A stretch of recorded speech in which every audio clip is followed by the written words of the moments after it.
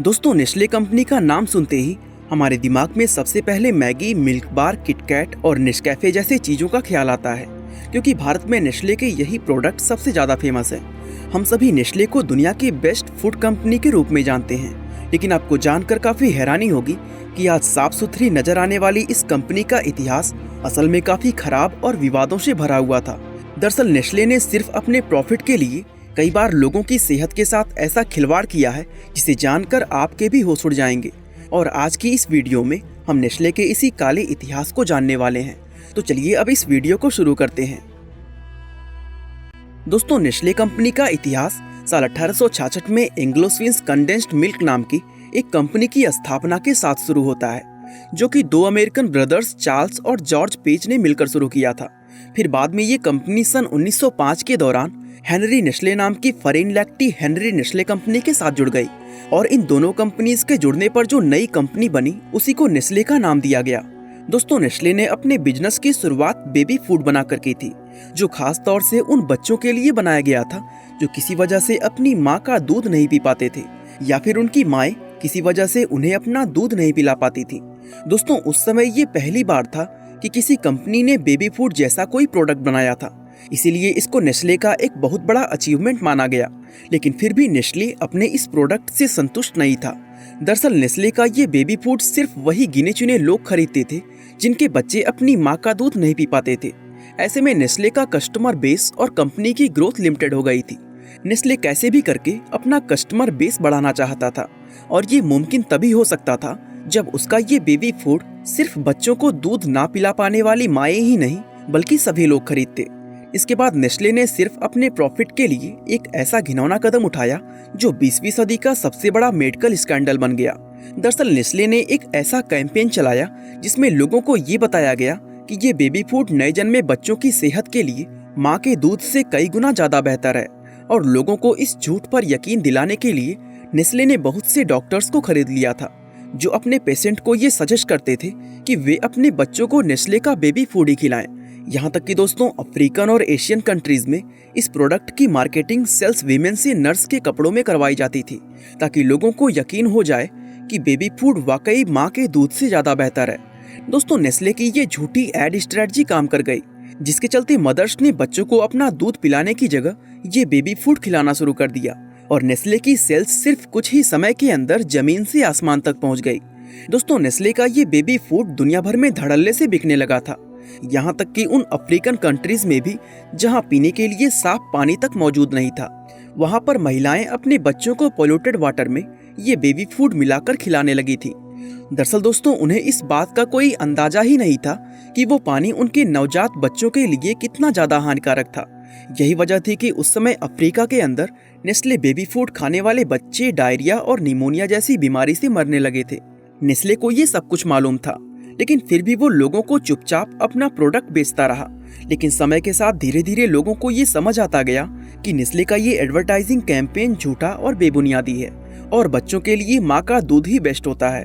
यहाँ तक कि साल 1978 में नेस्ले के ऑफिसर्स को कंपनी के इन सभी काले कारनामों के चलते संयुक्त राष्ट्र अमेरिका के सीनेट के सामने जवाबदेही के लिए बुलाया गया था। लेकिन वहाँ उन अधिकारियों ने ये कहकर अपना पल्ला झाड़ लिया कि कंपनी की तरफ से सभी तरह की वार्निंग्स बेबी फूड के डब्बे पर पहले से लिखी हुई है, इसलिए इस प्रोडक्ट से होने वाले किसी भी नुकसान के लिए कंपनी जिम्मेदार नहीं है। दोस्तों, ये मैटर सामने आने के बाद दुनिया भर में लाखों लोगों ने नेस्ले का बॉयकॉट किया। साथ ही साल 1981 में WHO ने एक नया नियम बनाया, जिसके तहत अब कोई भी कंपनी अपने किसी भी प्रोडक्ट को माँ के दूध से कंपेयर नहीं कर सकती है। लेकिन इस सब के बावजूद भी नेस्ले किसी न किसी तरीके से अलग अलग देशों में लोगों को बेवकूफ़ बनाकर अपना ये प्रोडक्ट लगातार बेचता रहा। यहाँ तक कि रिपोर्ट्स की अगर माने तो नेस्ले आज भी डॉक्टर्स को पैसे देता है, जिसके बदले में वो डॉक्टर्स नेस्ले को प्रमोट करते हैं। वैसे अगर आप सोच रहे हैं कि नेस्ले ने सिर्फ यही एक स्कैंडल किया, तो आप पूरी तरह गलत हैं, क्योंकि इस बेबी फूड वाले कारनामे के अलावा नेस्ले ने और भी कई विवादित काम किए हैं। तो चलिए जानते हैं नेस्ले के एक और काले कारनामे के बारे में। दोस्तों, हम सभी जानते हैं कि पानी इंसान की सबसे बड़ी जरूरतों में से एक है, और दुनिया भर में मैक्सिमम जगहों पर पानी मुफ्त में उपलब्ध हो जाता है। लेकिन इसी मुफ्त के पानी को अगर बॉटल में भर कर बेचा जाए तो इसकी कीमत कई हजार गुना तक बढ़ जाएगी। अब नेस्ले जैसी बड़ी कंपनी भला इतनी अच्छी बिजनेस अपॉर्चुनिटी को कैसे छोड़ सकती है?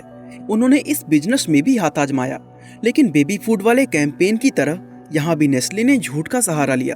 दरअसल नेस्ले ने पानी का एडवर्टाइजिंग कैंपेन इस तरह से चलाया जिससे लोगों को लगा कि ये कोई नॉर्मल पानी नहीं बल्कि पहाड़ों से निकलने वाले शुद्ध झरनों के पानी है, और उस नॉर्मल पानी को अच्छी खासी कीमत पर बेचना शुरू कर दिया। दोस्तों, साल 2013 में कुछ रिपोर्ट्स के अंदर ये चौंकाने वाली बात सामने आई कि नेस्ले ने पाकिस्तान के कई गांवों से अपने वाटर बिजनेस के लिए इतनी अधिक मात्रा में पानी निकाला कि उन गांवों में रहने वाले लोगों के पास पीने तक के लिए साफ पानी नहीं बचा, और इसी के चलते उन लोगों को गंदा पानी पीकर अपना गुजारा करना पड़ा, जिससे वे लोग तरह तरह की बीमारियों से पीड़ित हो गए। इस खबर के बाहर आने के बाद फिर से दुनिया में नेस्ले की काफी आलोचना हुई। दोस्तों, अब आप सोच रहे होंगे कि नेस्ले का कारनामा केवल यहीं तक होगा, लेकिन हम नेस्ले के एक और कारनामे के बारे में जानते हैं जिसका कनेक्शन नेस्ले के चॉकलेट इंडस्ट्री से है। दरअसल दोस्तों, चॉकलेट एक ऐसी इंडस्ट्री है जिसके लिए नेस्ले सबसे ज्यादा फेमस है। इनके प्रोडक्ट्स में किटकैट, बार वन और मिल्की बार जैसी मशहूर चॉकलेट शामिल हैं। दोस्तों, चॉकलेट कोको बीन्स या कहें कोको नाम के पौधों के बीजों से बनाई जाती है, जो कि अच्छे खासे महंगे होते हैं, और साथ ही इन्हें अफ्रीका से लाने में भी काफी खर्चा हो जाता है। इसलिए इस खर्चे को कम करने के लिए नेस्ले ने एक ऐसा रास्ता अपनाया जिसके लिए उसे पूरी दुनिया में बदनामी का सामना करना पड़ा। दरअसल इस पौधे की लगभग 80% खेती अफ्रीकन देशों में होती है, जहां बहुत से ऐसे फार्म भी मौजूद हैं जिनके अंदर गैर कानूनी तरीकों से लोगों को गुलाम बनाकर उनसे जबरदस्ती काम करवाया जाता है। इसे चाइल्ड लेबर और फोर्स्ड लेबर कहते हैं, और चूंकि इस तरह के फॉर्म्स में कोको बीन्स काफी कम कीमत में मिल जाते हैं, इसलिए नेस्ले अपना पैसा बचाने के लिए कई सालों तक इसी तरह के फॉर्म से कोको खरीदता रहा। लेकिन सन 2000 में जब लोगों को नेस्ले के इस कारनामे का पता चला तो नेस्ले को एक बार फिर से बदनामी का सामना करना पड़ा, जिसके बाद नेस्ले ने माफी मांगते हुए लोगों को ये भरोसा दिलाया कि वो 2005 तक उन सभी फॉर्म से कोको लेना बंद कर देगा जहां फोर्स चाइल्ड लेबर से काम करवाया जाता है। दोस्तों, इस तरह के विवादों के लिए नेस्ले बहुत बार लोगों की आलोचनाओं और विरोध का सामना कर चुकी है, यहाँ तक कि कई बार इसको अलग अलग देशों में बॉयकॉट भी किया जा चुका है। लेकिन दोस्तों, हैरानी की बात यह है कि इन सब के बावजूद भी ये कंपनी वक्त के साथ लगातार ग्रो करती आई है, और आज ये दुनिया की सबसे बड़ी फूड कंपनी है। इसका बिजनेस 190 देशों में फैला हुआ है, जहाँ इसकी 376 फैक्ट्रीज के अंदर लगभग 3 लाख लोग नौकरी करते हैं। दोस्तों, नेस्ले के प्रोडक्ट्स दुनिया भर में बहुत ज्यादा पसंद किए जाते हैं, और शायद यही वजह है कि इतने बड़े बड़े विवादों में पड़ने के बावजूद ये कंपनी आज भी इतनी ज्यादा कामयाब है। बाकी दोस्तों, आज के लिए बस इतना ही। वीडियो को लाइक, शेयर और चैनल को सब्सक्राइब करना बिल्कुल ना भूलें।